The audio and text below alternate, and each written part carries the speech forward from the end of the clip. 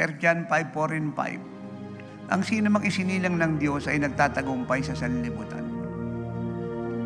At ito ang ating tagumpay na tayo naging matagumpay sa sanlibutan dahil sa ating pananampalataya. At sino siya na nagtatagumpay sa sanlibutan? Siya na sumasampalatayang si Jesus, ang anak ng Diyos. So, ang ibig po sabihin ng salitang overcomers ay isang tao na sa pamamagitan ng pananampalataya sa Panginoong Jesucristo ay naging conqueror. One who conquers, prevails, and is victory over all seasons and circumstances despite opposition and hardship. Kagaya po ngayon, buong mundo po ay nag-aalala, tataranta dahil lahat po ng bilihin ay nagtaasan. Yung oras ng trabaho, nabawasan. Isa pong kabigatan sa lahat. Kaya malinaw po ngayon na binabalitaan ng local news, international news, at lahat po ng news na merong krisis sa mundo. Kaya lang, kahit po may krisis sa mundo, pag tayo nasa Panginoong Jesucristo, hindi po tayo apektado nito. Kasi ang sabi po ron, krisis sa mundo.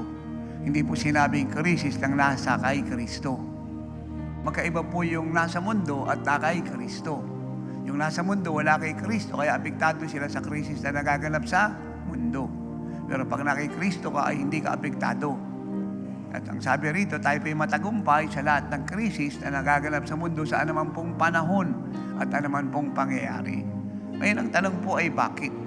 Bakit ang sabi po ng Bible, nung si Jesus po ay namatay sa cross, inilibing, pagkalipas na 3 araw ay nabuhay na muli mula sa mga patay, lahat po ng sumpa ng kasalanan, mga sakit at karamdaman, kamatayan, kahiyan, kahirapan, lahat po ng sumpa, bunga ng pagsaway sa kautusan at lahat ng gawa ng Diablo, kagaya ng hinanakit, tampo, samahan ng loob, inggit, habag sa sarili, pagpatay, pagnanakaw, corruption, panalangin sa patay, pagtawag sa mga patay, lahat daw po ng ito ay nilupig na ng Panginoong Jesucristo. Sinira niya na, pinawalang bisa niya na para sa atin.